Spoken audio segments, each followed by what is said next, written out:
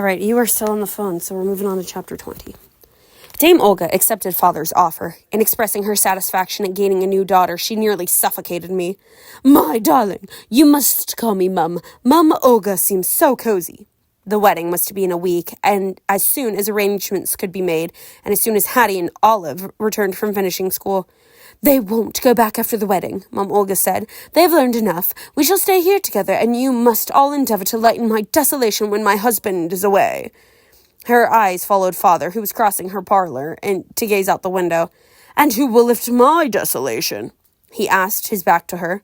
A blush deepened the color of her rouged cheeks. She was besotted with him. He was all solicitude, all tender attention. She was kittenish, coy, and syrupy. I couldn't be with them for 5 minutes without wanting to scream. Fortunately, my presence was required very little. I was rarely invited to Mum Olga's residence, and father kept her away from our manor, which was, day by day, being emptied to satisfy his debt. I got to turn the page. I cared little about the furniture. Except for the fairy rug, which Mandy and I hid one afternoon when father was with Mum Olga. We also rescued the best of Mother's gowns, because Mandy swore I would shoot up someday soon, and then they would fit me. But we didn't dare touch Mother's jewels. Father would have known if so much as a brass pin had been missing. Anyway, none of them equaled the necklace Hattie had taken from me. The week was quiet. I spent my days and nights mostly with Mandy. During that day, I helped her cook and clean. At night, I read from my fairy book, or we chatted by the kitchen fire. My only ventures outside were the royal pastures to see Apple. I had hoped to meet Char there, but the grooms told me he was still chasing ogres. The first time I visited Apple was the day after I returned to Frau. He stood under a tree, his attention fixed on 3 brown leaves that clung to a low branch. As I watched, he reared back, lifted his head, and reached for a leaf just beyond his grasp. In the bunched muscles of his back legs and the straining line from his hips to the tips of his fingers, he was splendid. If Agulin could have seen him, another pottery sculpture would have been born. I whistled. He whirled and stared at me. I held out a carrot and whistled again, a song about mermaids, Apple's distant cousins. When he saw the treat, he smiled and trotted to me, both hands extended. Soon he let me pet his mane, and came when I whistled, although no food was in sight. It wasn't long before the sight of me inspired as much happiness as a carrot. I began to confide in him. His wide-eyed attention was an invitation, and his trick of cocking his head to one side while I spoke made me feel that every word was a revelation, although he understood none of it. Hattie hates me and makes me do things, never mind why. Olive likes me, which is hardly an advantage. Mum Olga is odious. You and Mandy are the only ones who love me, and you're the only one who will never order me about. Apple watched my face, his sweet empty eyes staring into mine, his lips curled into a smile. The wedding was held at the old castle. Mum Olga wanted it to take place in our manor, but father said the castle would be more romantic. Against such an argument, she had no weapons. When we arrived, father went in straight away to see the details of the ceremony and of the masked ball that would follow. I slipped into the garden to visit the candle trees, which, devoid of their leaves, resembled rows of skeletal arms bent at the elbow. The day was cold. I passed the candles and marched up and down an avenue of elms, trying not to freeze. I even tied on my mask in a vain attempt to keep my nose warm. No matter how cold I felt, I was going to stay outside until several guests had arrived. My toes and fingers were numb before I deemed it safe to enter. As soon as I did, Hattie rushed at me, her new false tresses bouncing. "Ella, I've missed you." She was about to embrace me and, I warrant, whisper a command in my ear. I stepped away. "If you speak to me at all today, Hattie," I hissed, "I'll snatch off your wig and pass it around to the guests. But not a word." Taking off my cloak, I walked to the fire and remained there while the buzz of conversation grew behind me. There was nothing to tempt me to turn. The flames were more interesting than the talk. I wondered what made the air in front of the fire shimmer so. Aren't you going to watch the wedding?" Olive knocked my arm. "Can I stay out here with you?" The hall was silent. I said, "Don't you want to see your mother wed?" I wanted to be there to see the horrible event. "I don't care. I'd rather be with you." "I'm going in." She followed me, and we slipped into the last row of seats. Father and Mum Olga faced an alcove in which stood High Chancellor Thomas, who had begun to marry them. His speech sounded familiar because he'd used almost the same phrases at Mother's funeral. The audience probably could have recited along with him. I heard coughs. A lady ahead of me snored gently, and Olive was soon asleep as well. A man in our row pulled out a knife and cleaned his fingernails. Only one viewer was rapt, leaning forward in her seat, nodding at each trite sentiment, smiling with a dab while dabbing at her wet eyes. I smelled lilacs. Lucinda. She mustn't see me. As the daughter of the groom, I could hardly keep up the pretense that I spoke only Aorthian. She would be livid that I fooled her. I put on my mask. I would leave in the confusion of congratulations while the ceremony ended. I watched her, ready to duck if she turned my way. As soon as Sir Thomas concluded, Lucinda leapt to her feet. "My friends," she rang out, while advancing on Mother and Mum Olga, "never have I been so moved by a ceremony." Sir Thomas beamed. "Not because of this man's endless droning," there were titters, "but because of the love that has united these two, who are no longer in their first youth." "Madame," Mum Olga began. Lucinda didn't hear her. "I am Lucinda, the fairy, and I'm going to give you the most wondrous gift." Mum Olga's voice changed from outrage to delight. "A fairy gift, and everyone here to see. Oh, Sir P, how divine." I should have been making my escape, but I stood, frozen in place. Father bowed. "You honor us." "It's the loveliest gift. No one can say this one is harmful or foolish." She shook her head defiantly. "It's eternal love. As long as you live, you shall love each other." You are still on the phone. The chapter was pretty short, but I think it's interesting that Lucinda, in the movie, Lucinda only gives a gift to Ella, but in the movie, she does, but in the book, she gives them to a lot of people, which I find very funny. Okay, I just changed, and you're talking to Uncle Donald. Do I have time to get through this chapter? Maybe not. Probably not, but we'll try. All right, here we go. Chapter 21. Father was open-mouthed in horror. "It's so romantic, Sippy," Mum Olga sighed, entwining her arm in his. His face changed, and he chucked her gently under the chin. "If it pleases you, my dear, my life." He looked wondering. "My love?" Olive climbed over her feet, trumpeting. "A real fairy!" She pushed her way to Lucinda. Well-wishers crowded around Father and Mum Olga, but few were so foolhardy as Olive. The fairy would soon be free to look about. I fled the room. It was too cold to hide outdoors. I decided to venture upstairs. The stair rail was an open spiral, perfect for sliding. I resisted a mad impulse to take a ride, into Lucinda's arms, no doubt. I heard her voice and ran up the stairs. On the landing, I opened a door and stepped into a dark corridor. Closing the door behind me, I sank down and leaned against it with my legs stretched out on marble tiles. Would Father be happier as a result of the gift? Had Lucinda finally given a present that would benefit his recipients? Its recipients? I tried to imagine their marriage. Would love blind Father to Mum Olga's shortcomings? There must have been footsteps, but I didn't hear them. The door opened behind me. I tumbled back and found myself staring up at Char.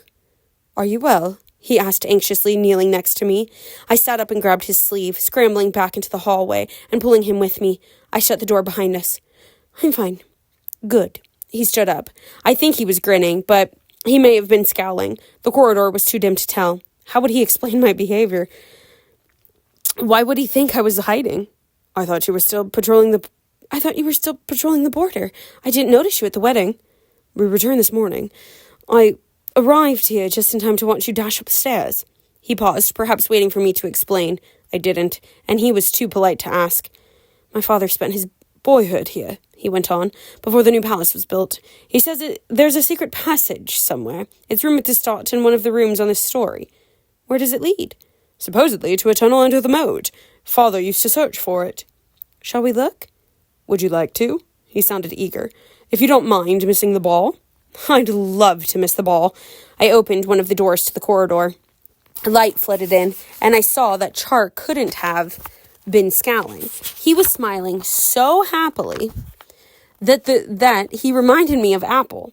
We were in a bedroom with an empty wardrobe and 2 large windows. We knocked on the walls, listening for a telltale hollow sound. We felt for hidden seams. We tested the floorboards, guessing at who might have used the passage and for what reasons. "To warn Frel of danger," Char suggested. "To escape a mad fairy?" "To flee a punishment." To leave a boring cotillion. That was it, Char agreed. But whatever the reason for flight, the means remained hidden. We investigated each room less thoroughly than the other ones before, until our search became a stroll. We moved along the corridor, opening doors and poking our heads in. If any features seemed promising, we investigated further. I thought of a silly explanation for my presence upstairs.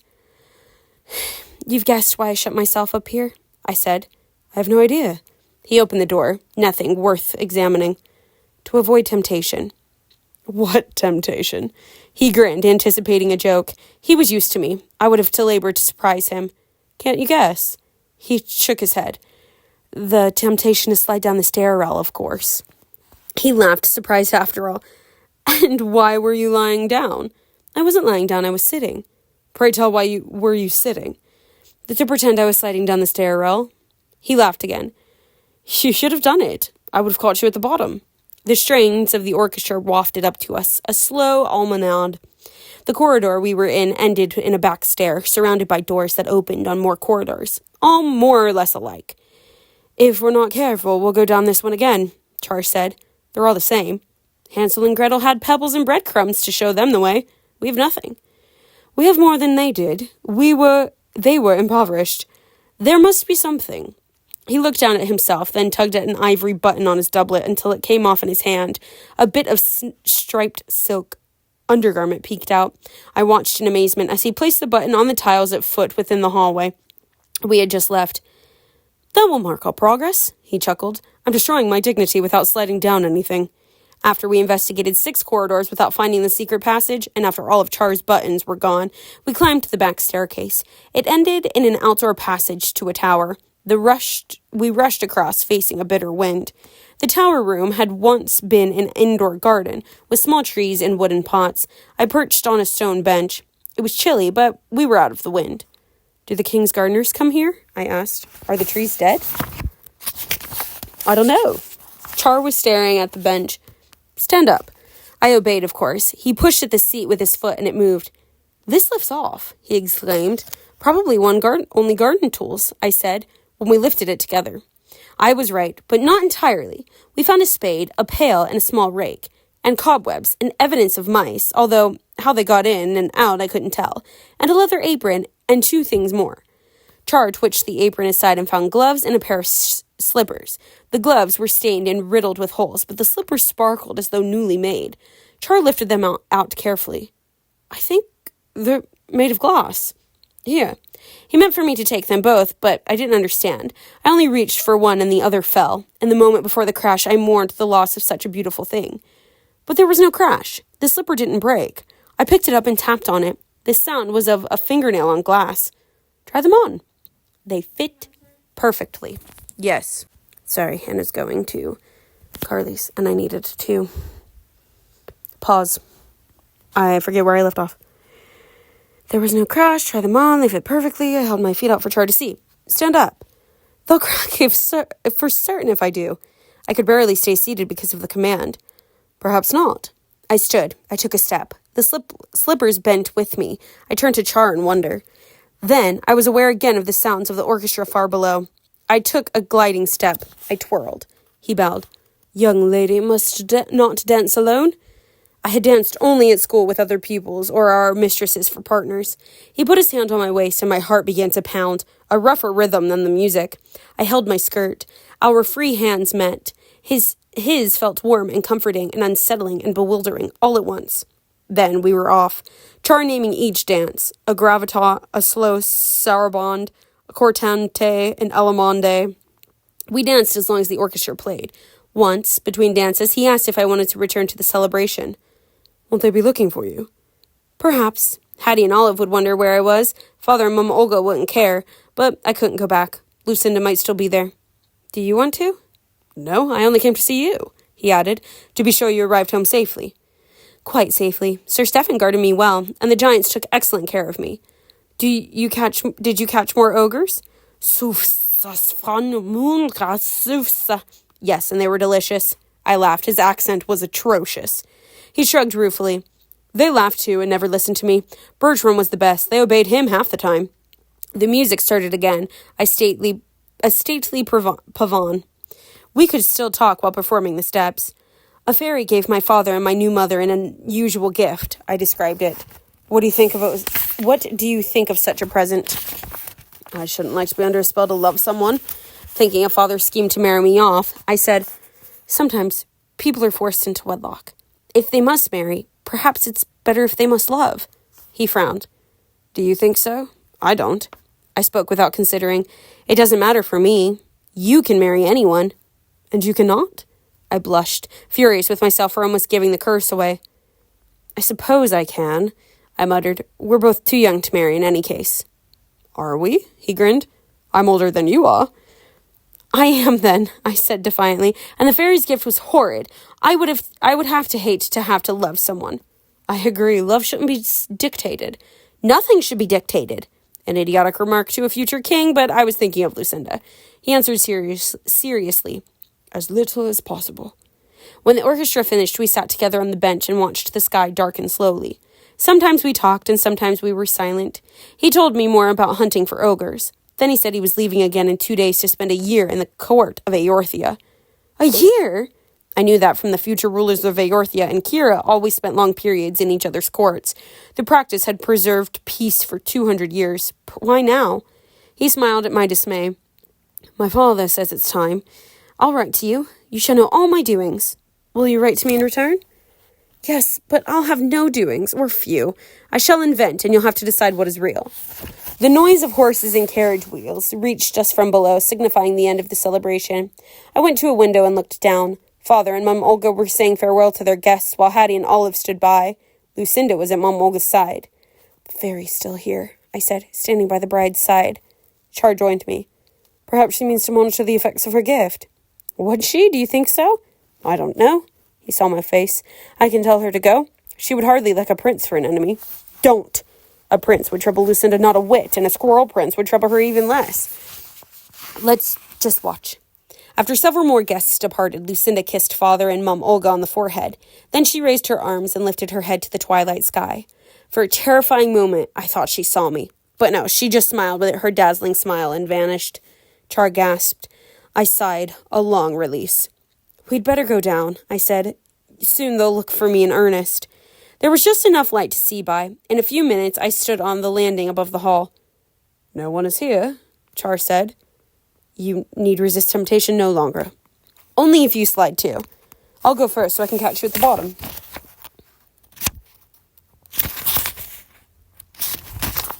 He flew down so incautiously that I suspected him of years of practice in his own castle.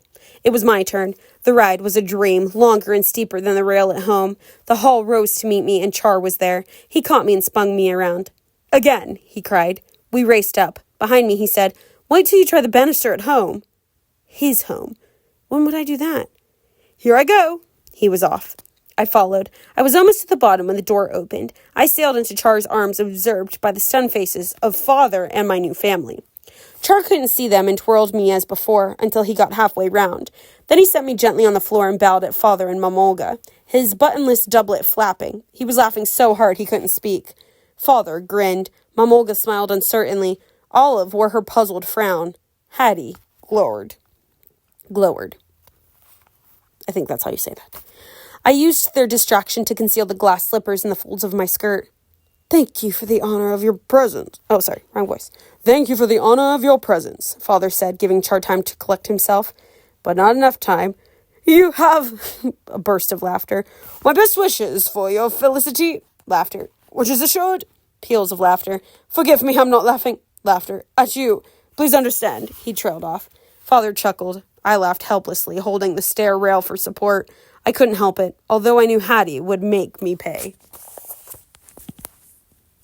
I really do love the relationship between Ella and Char in the book, because I really feel like you can see it develop a lot quicker, whereas in the movie, I feel like she runs into him and he's like, you're not obsessed with me? And she's like, no. And he's like, I'm in love with you, Whereas in the book, he has history with her mom and they meet over multiple periods, and then they have the thing with the ogres where they're able to fight the ogres together, and then they have this whole scene in the castle, and I think that has more foundation than the couple in the movie.